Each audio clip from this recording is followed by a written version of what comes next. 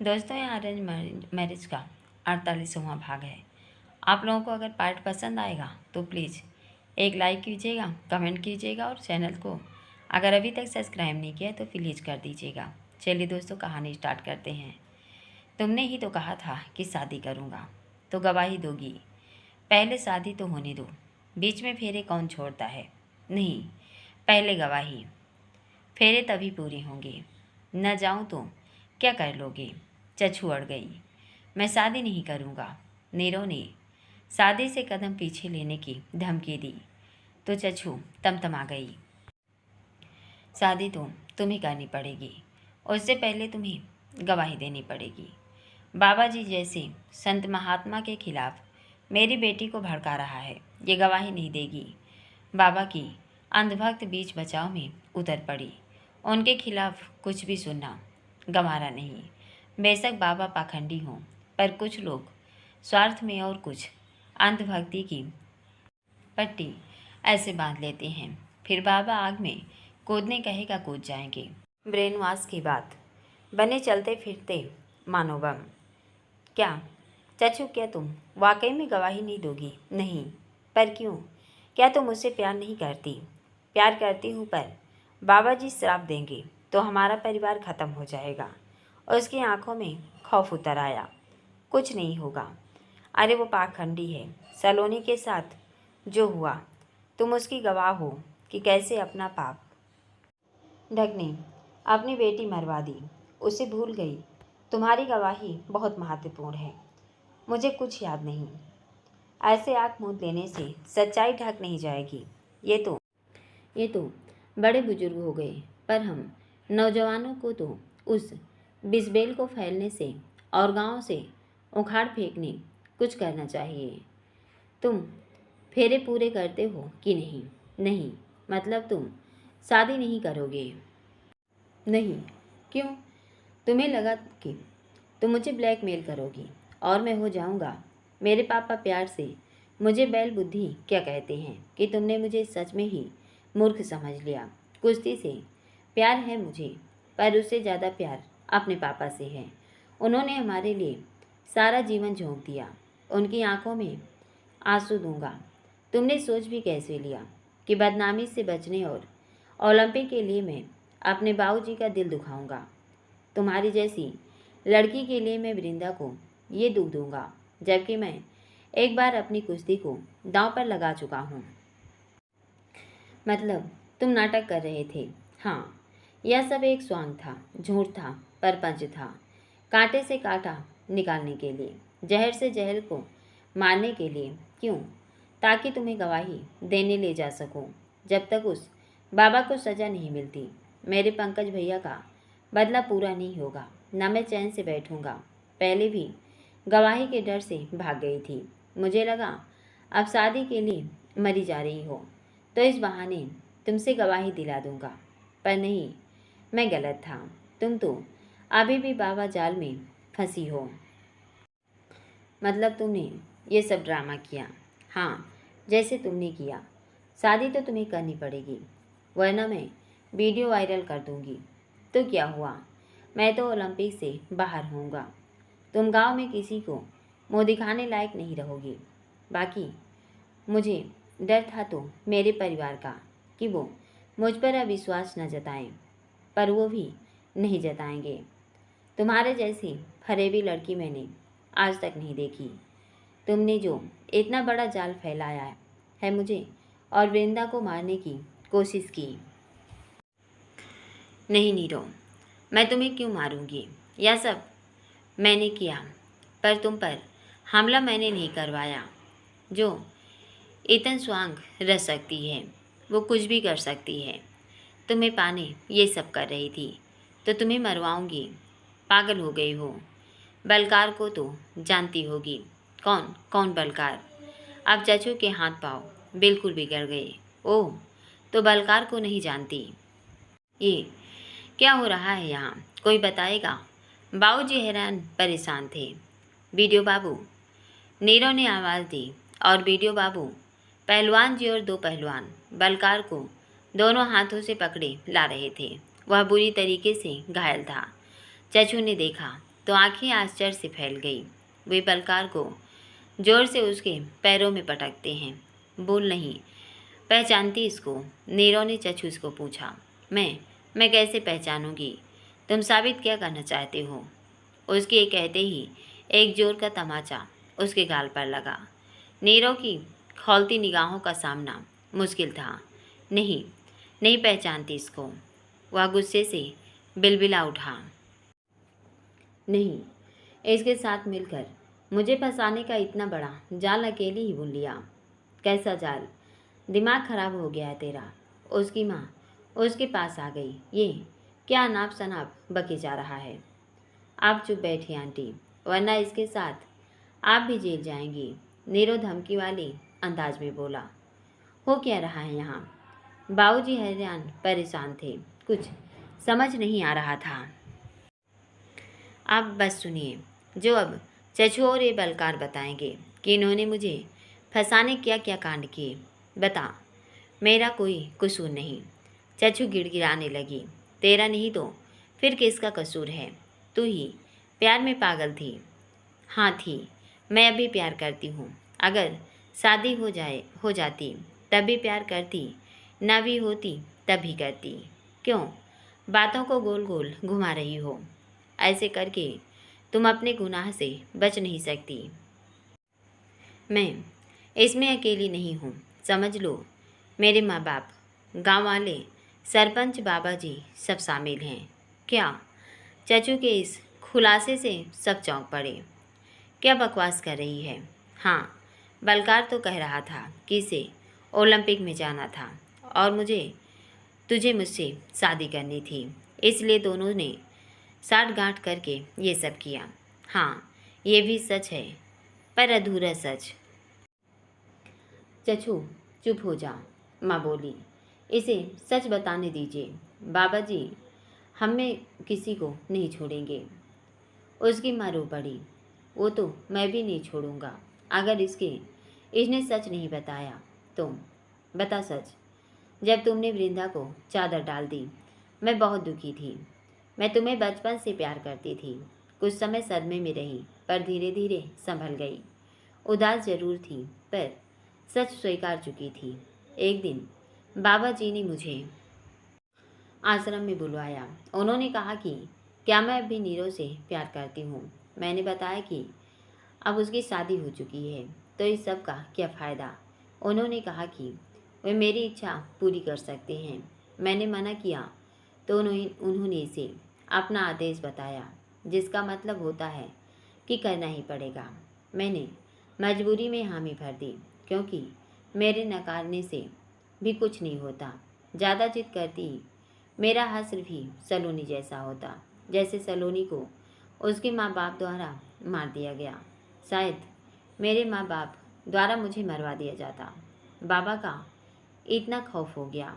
बाबा जी गांव के भगवान हैं, उनका आदेश कौन टाल सकता है। तो मुझे तुम्हें शादी के लिए तैयार करने कहा गया, जिसमें बलकार मेरी मदद करता। बलकार क्यों? यह खुद बताएगा। तू खुद मरेगी, मुझे भी मरवाएगी। बाबा जी किसी को नहीं छोड़ेंगे। बलकार गुस्से में तिलमिलाया। बता, वरना मैं तुझे नहीं छोड़ूंगा। नीरव ने उसकी गर्दन पकड़ ली। तू कुछ भी करवा ले, मेरा मुंह नहीं खुलवा सकता। नीरव का गुस्सा 7वें आसमान पर पहुंच गया। बलकार पहले से घायल था। उसने उसे दोनों हाथों से उठाकर हवा में घुमा दिया और फिर एक पैर पीछे खिसका दिया, जैसे वेट लिफ्टिंग का खिलाड़ी वजन उठाने की बात करता है। बता, वरना तू कभी व्हील चेयर से उठ नहीं पाएगा। रीढ़ की हड्डी बीच में से क्रैक हो जाएगी। नीरव गुस्से से बोला। ये खेल नियमों का उल्लंघन है। ये कोई खेल नहीं। जो तूने किया वही लौटा रहा हूँ। मुझे मौत दे दे, पर ये सजा मत दे। बलकार गिड़गिड़ाने लगा। सच बताएगा कि नहीं? बताता हूँ। मुझे नीचे उतार। वह उसे नीचे उतार देता है। बता, मैं ओलंपिक में जाना चाहता था, पर उसकी राह का रोड़ा तुम थे। मैं भी बाबा जी का भक्त हूँ। जब सब रास्ते बंद हो गए तो मैं उनकी शरण में आया। उन्होंने कहा कि मेरा काम हो जाएगा, पर उसके लिए प्लान से काम करना पड़ेगा ताकि तुम चचू से शादी भी कर लो और ओलंपिक से भी बाहर हो जाओ। पर क्यों? चचू का मुझसे शादी करवाने का क्या फ़ायदा था, और मुझ पर जानलेवा हमला तो कर ही रहे थे। चचू तुम्हें पूरे प्लान के तहत शहर ले गई थी, जहां बेहोशी के बाद तुम्हारी वीडियो बनाई गई थी। उस वीडियो में के वायरल होते ही तुम ओलंपिक से बाहर हो जाते और बाबा जी के आशीर्वाद का अनुकंपा से मैं ओलंपिक तक पहुंच जाता, क्योंकि ओलंपिक कमेटी में भी बाबा जी के भक्तों की कमी नहीं है। शादी क्यों करवा रहे थे? ताकि तुम्हारे घर से सलोनी की प्रेगनेंसी रिपोर्ट हासिल की जा सके। चचू के इस खुलासे से सबके मुंह खुल रह गए थे। पर हमारे यहाँ तो कोई रिपोर्ट नहीं है। पंकज भैया ने शहर से तुम्हारे नाम पर पोस्ट की थी। भैया ने तो मुझे बताया ही नहीं। दरअसल पंकज भैया को सलोनी की प्रेगनेंसी रिपोर्ट मिल गई थी, जिसे लेकर वे गांव आ रहे थे। पर ना जाने क्या सूझा कि उन्होंने तुम्हारे नाम पर पोस्ट कर दी। ये सब तुम्हें कैसे पता? जब मैं शहर में थी तो उस समय पंकज भैया मेरे पास मदद के लिए आए। उन्होंने सलोनी का वास्ता दिया कि मैं उनकी मदद करूं, तो मैंने बता दिया कि उसने कौन से हॉस्पिटल में जांच करवाई थी। इस वजह से मैं इस बात से वाकिफ़ थी। पहले बताया क्यों नहीं? नीरो ने हैरानी से पूछा। बाबा जी का डर से। फिर बाद में बाबा जी को पता चल गया कि मैंने पंकज भैया की मदद की, तो उन्होंने मुझे ही यह काम सौंपा ताकि उस गलती का प्रायश्चित कर सकूं। मैं कई बार अचानक तुम्हारे घर आकर रिपोर्ट ढूंढने की कोशिश कर दी, ताकि शादी की नौबत तक बात पहुंचने से पहले मुझे रिपोर्ट मिल जाए, पर नहीं मिली। तुमने न जाने कहाँ रखी है। अरे तो जब मुझे मिली ही नहीं तो याद करो, उन दिनों का तुम्हारे नाम पर कोई कोरियर या पोस्ट आया हो? नहीं। बाबूजी आपके पास? नहीं। पक्का? हाँ। पर पंकज भैया ने सलोनी की प्रेगनेंसी रिपोर्ट आने से पहले तुम्हारे नाम पर पोस्ट कर दी थी। फिर कहाँ गई? तुम्हें ये सब कैसे पता? बाबा जी बता रहे थे। इसका मतलब ये सब किया धरा बाबा का है। वह सिर पकड़कर बैठ गया। बाबा जी के सख्त आदेश थे, रात बाहर नहीं निकलना चाहिए। पर तुम बलकार तक कैसे पहुँचे? अब हम नहीं बचेंगे। परसों रात गुरुजी का फ़ोन आया था कि बलकार का पता चल गया है। कल इसको ढूंढने गए तो ये छिप गया। सारा दिन ढूंढने में लगा, तब जाकर यहाँ हाथ आया था। जमकर धुलाई की।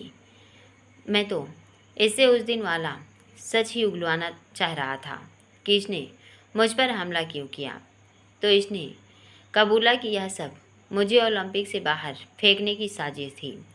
हमें यह भी पता चला कि तू एक दो बार इससे मिली थी। हमें थोड़ा थोड़ा शक पहले ही था कि तू अकेली इतनी बड़ी प्लानिंग नहीं कर सकती। कोई तेरे साथ था। जो वीडियो बनाया गया था उसमें साफ पता चल रहा था कि कोई पीछे खड़े होकर वीडियो बना रहा था। पहलवान जी ने यह सब नाटक करने कहा था ताकि तुम्हें शक ना हो कि हमें तुझ पर शक है। इसकी पिटाई हुई तो इसने सच उगल दिया। चलो आप दोनों के दोनों पुलिस स्टेशन चल के अपना गुनाह भी कबूलो और बाबा जी के खिलाफ गवाही दो। नीरो उसकी तरफ देखने लगा। सच बताया है, इसका मतलब ये नहीं कि गवाही भी देंगे। क्यों? गवाही का मतलब समझते हो? हमारे परिवारों पर खतरा। तुम दोनों भी दोषी हो। हम ही मरेंगे। हमारे परिवार तो सुरक्षित रहेंगे। मतलब तुम बाबा के खिलाफ गवाही नहीं दोगे? नहीं। तुमने भी बाबा के खिलाफ कुछ करने की कोशिश की तो वो वीडियो अभी भी हमारे पास है। वो तो पुलिस तेरे से बकवा लेगी। कहाँ है वीडियो? हम भी देखना चाहेंगे। वीडियो बाबू के पहुँचते ही वह सक पका गई। मेरे फ़ोन में है, पर मेरा फ़ोन नहीं मिल रहा। उसके होंठों से निकले इन लफ्ज़ों को सुनकर सब हैरत में पड़ गए। वहीं वीडियो बाबू के होंठों पर रहस्यमयी मुस्कान खेल रही थी। चचू के चेहरे की उड़ी हवाइयाँ बता रही थी कि वह कितनी घबराहट में है। अचानक खेल का पासा यूँ पलटा है कि थोड़ी देर पहले मुस्कुरा रही थी वह रो रही थी, और जो रो रहे थे वे खुश थे। कहाँ है फ़ोन, दिखाओ, उन्होंने फिर दोहराया।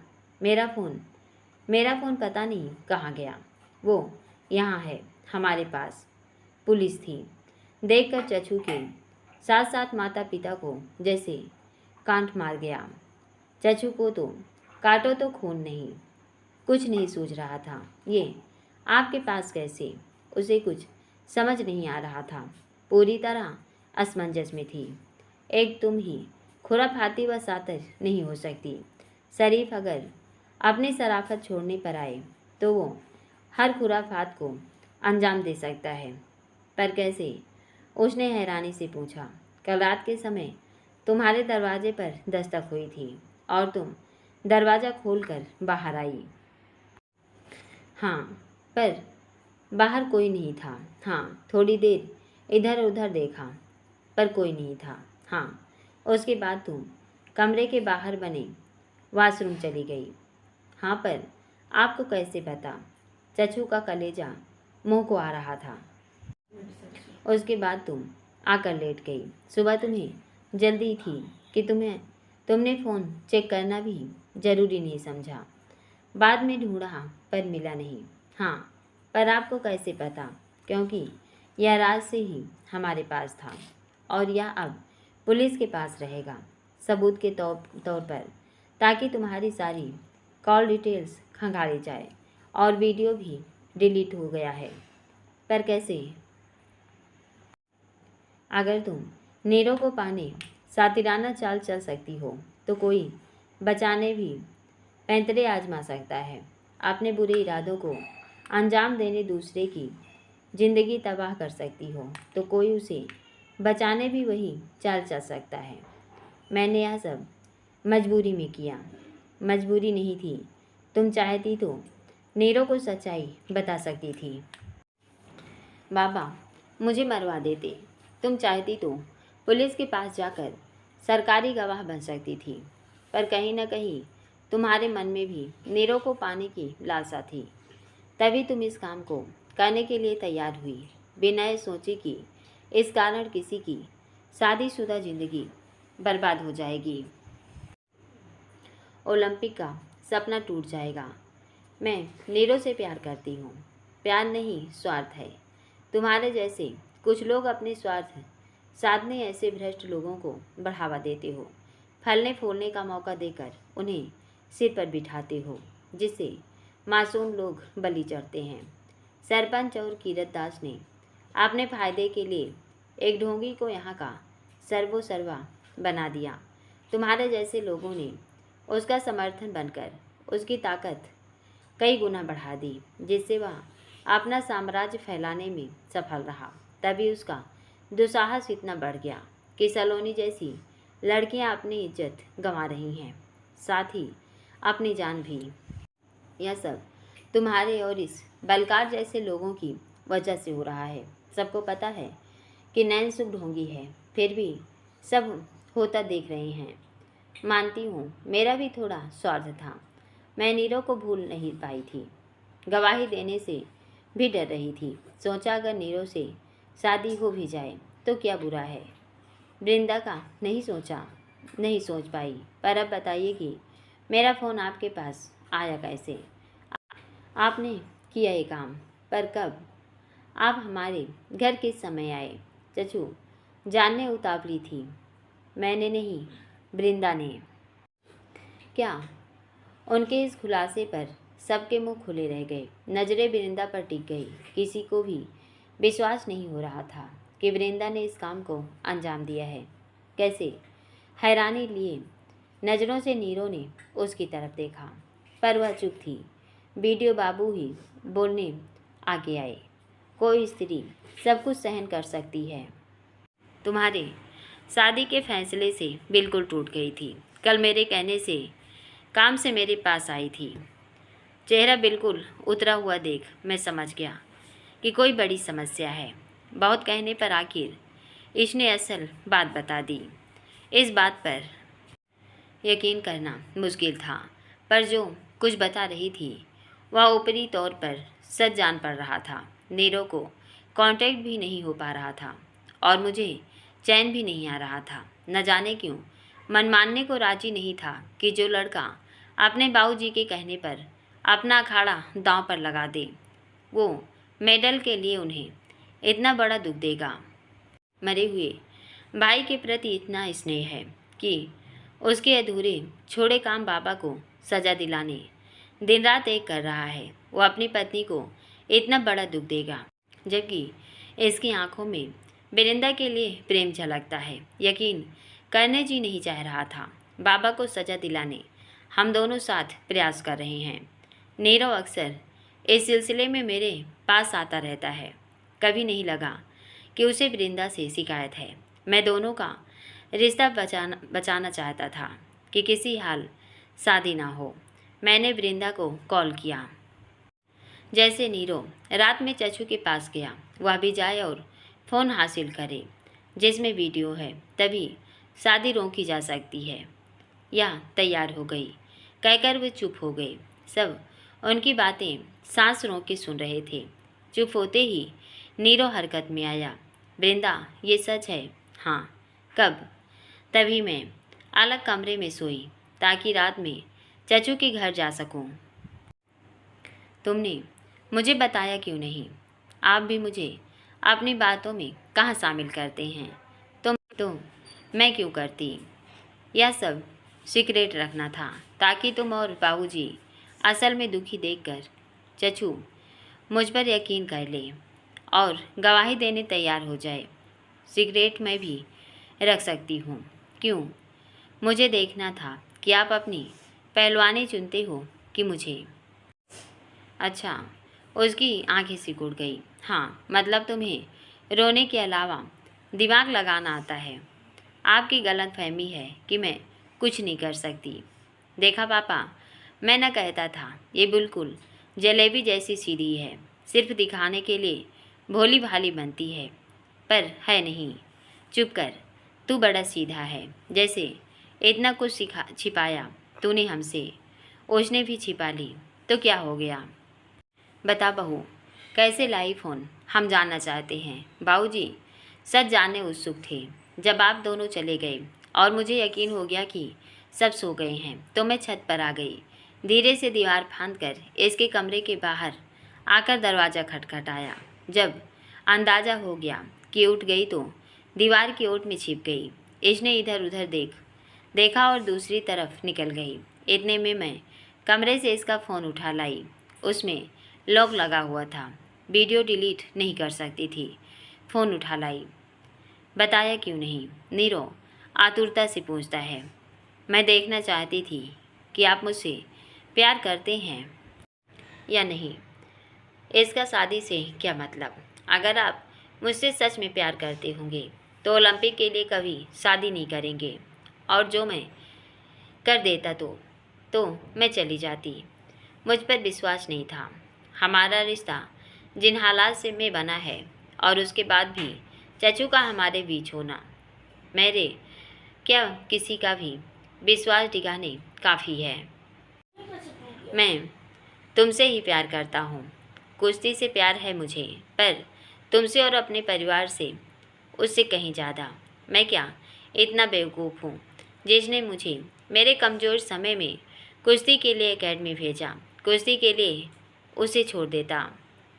आप कोई भी सीधी नहीं करती तो कैसे विश्वास करती?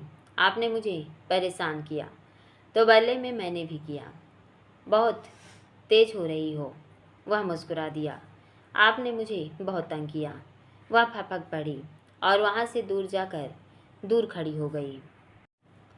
मुझे लगा कि मेरा आज्ञाकारी बेटा मुझसे छीन गया। बाबूजी भावुक थे। पापा, आपने भी मुझ पर विश्वास नहीं किया। विश्वास था तभी तो ज़्यादा दुख हो रहा था। सॉरी, मैंने आप सबका दिल दुखाया, पर यह करना जरूरी था। उन्होंने दोनों हाथ बढ़ा, उसे अपने गले लगा लिया। तो कमल भी आ गया। आपने तो हमें डरा ही दिया था। वह उसके गले लग गया। उन दोनों से अलग हो वह दूर खड़ी वृंदा को देखता है, मुस्कुरा दिया। चलता उसके पास आ गया। मुझे माफ़ नहीं करोगी? नहीं। वह धीरे धीरे चलता उसके पास आ गया और उसके हाथ को हाथ में ले लिया। मुझे इतना कठोर समझ लिया कि मैं अपनी नाजुक फूलजान को इतना दुख दूंगा। वह भपक पड़ी। मुझे लगा सब खत्म हो गया, मैंने आपको भी खो दिया। मैं हमेशा तुम्हारे साथ हूँ। उसने उसके हाथों को प्यार से दबाया। आपने मुझे परेशान किया। प्लान को सफल करने यह सब ज़रूरी था। वह उससे हाथ छुड़ा लेती है और तेज़ी से मंदिर की सीढ़ियाँ उतरने लगी। कहाँ जा रही हो? घर। वह मुस्कुरा दी तो वह भी मुस्कुरा दिया। चचू और बलकार के पास अब अपनी सफाई बोलने कुछ भी नहीं था। आगे की कार्रवाई व पूछताछ के लिए पुलिस उन्हें अरेस्ट करके ले गई। उन दोनों को सरकारी गवाह बनाकर बाबा पर शिकंजा कसने की योजना बनाई जा सके, पर इसके लिए काफ़ी मशक्क़त करनी पड़ेगी ताकि वे अपने बयान पर टिके रहें। अक्सर गवाहों को प्रभावित किया जाता है और वे कोर्ट से मुकर जाते हैं कि उन्होंने पुलिसिया दबाव में बयान दिया है। कई दिन से उठ रहा तूफान भयंकर हलचल के बाद थम गया तो जैसे शांति हो गई। सबसे अधिक अगर किसी को सुकून मिला तो वह वृंदा। कल से बाबूजी भी परेशान थे, पर अब सब जैसे शांतिमय हो गया। पर क्या वाकई में सब कुछ ठीक हो गया, या वह खामोशी तूफान के आने से पहले की खामोशी है? चचू और बलकार के पुलिस स्टडी में होने के बाद अब नयन सुख और उनके गुर्गों पर गिरफ्तारी की तलवार लटक रही है। अपने बचाव में अब वो भी अपना पैतरा आजमाएंगे, हथियार डालेंगे? लगता नहीं। सबसे बड़ी ताकत उनके पास जन समर्थन की है, जिसका तोड़ बहुत मुश्किल है। लोग अंधभक्ति में भले बुरे का भेदभाव भी भुला जाते हैं। गांव में और बाबा जी के आश्रम में इस घटना के बाद हलचल बढ़ गई, पर वृंदा मंदिर से सीधा घर आ गई। वह बहुत ज़्यादा खुश है, इतनी कि उसके मन में उल्लास फूट रहा है। आज सही मायने में वह खुद को नीरो की पत्नी मान रही थी। अलमारी खोल ली, उसमें से अपनी लाल रंग की साड़ी बाहर निकाल दी, मैचिंग की लाल रंग की चूड़ियाँ, पूरा श्रृंगार का सामान निकाल दिया। आज पहली बार उसे अपने रिश्ते में अस्थायित्व नजर आया है। यकीन हो गया कि नीरो उसका ही है। वह उसे मजबूरी में बंधा जरूर, पर अब यह बंधन प्रेम का है, न कि समझौते या जबरदस्ती की बेड़ी में बंधा बंधन। वह उससे प्रेम करता है। उनके बीच से चचू नाम की मुसीबत हमेशा के लिए हट गई। न जाने कितने दिन से वह इस नाम की वजह से घुट रही थी, यहाँ तक कि वह नीरो के साथ को भी महसूस नहीं कर पा रही थी। कल तो एक बार इतनी हताश हो गई थी कि मरने तक का ख्याल आने लगा था। एक डर अक्सर उसे अंदर से बेचैन किए रहता था। वह दूर हुआ और अब वह बहुत खुश है, बहुत ज़्यादा। मन में उत्साह हिलोरे मार रहा था। आज उसने बिल्कुल उसी तरह श्रृंगार किया जैसे कोई दुल्हन करती है। वृंदा तो घर आ गई, पर पुलिसिया औपचारिकता निभाने में समय लग गया। नीरव, बाबूजी और कमल लौटे, पर वृंदा नहीं दिखाई दे रही थी। वृंदा, उसने आवाज़ दी। प्रत्युत्तर न मिला तो कमरे में आ गया। देखकर हैरान रह गया। वह दुल्हन की तरह तैयार हुई शीशे के आगे खड़ी खुद को निहार रही थी। देख आश्चर्य में था, मुंह खुला रह गया। एक नज़र वृंदा पर डाली, एक नज़र बाहर बैठे बाबूजी और कमल पर। लगा इस समय इनको यहाँ नहीं होना चाहिए। वृंदा तो अपने मन में खोई थी। उसे पता भी नहीं चला कि नीरव आकर चला भी गया। पापा, आप दुकान जाइए ना, यहाँ क्या करेंगे? आप जाने का टाला करता हूँ। अरे जाइए ना, यहाँ क्या करेंगे? क्या करेंगे मतलब? सुबह से परेशान था, थोड़ी देर सुस्ताऊँगा। उन्होंने वजह बताई। मैं कह रहा हूँ जाइए। अजीब ज़बरदस्ती है। पानी तो पीने दे बहू, एक गिलास पानी दे जा। उन्होंने वृंदा को आवाज़ दी। मैं ले आता हूँ। वो फटाफट किचन में से पानी ले आया। तो मुझे भगाने की जल्दी में क्यों है? बाबूजी मामला भांपने की कोशिश में बोले। नहीं तो उसने बड़ी मुश्किल से उन्हें भेजा। तू यहाँ क्या कर रहा है? तू भी जा। कमल को भगाने की गरज से बोला। अरे पर मैं कहाँ जाऊँ? मैं अब पढ़ाई करूँगा। जहाँ मर्जी जा, पर जा। पर क्यों? मैं कह रहा हूँ।